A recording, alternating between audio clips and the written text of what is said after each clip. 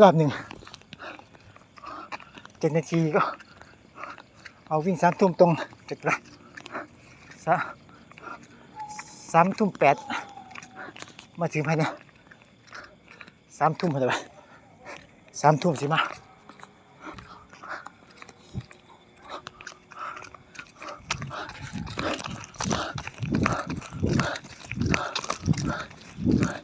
นาทีรอบนึงโอ้ยเหนื่อยเลย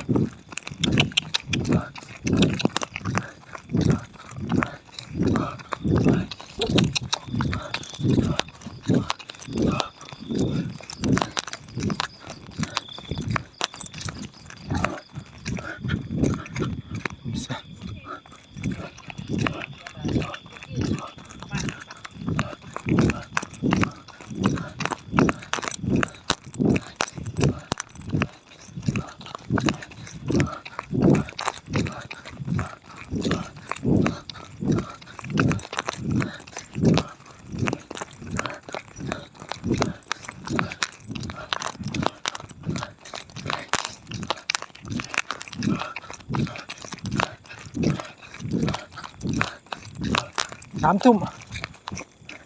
16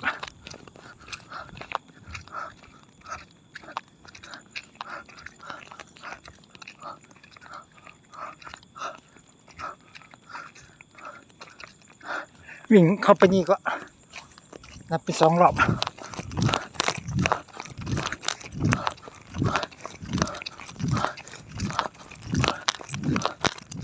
นับเป็นรอบครึ่งแล้วก็วิ่งเลย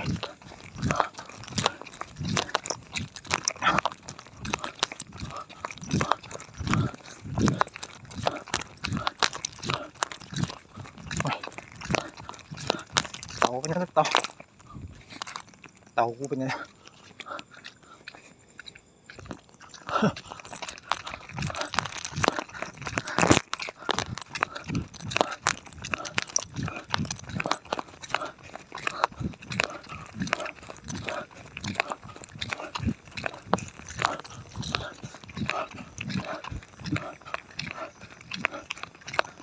น่าจะไปแล้ว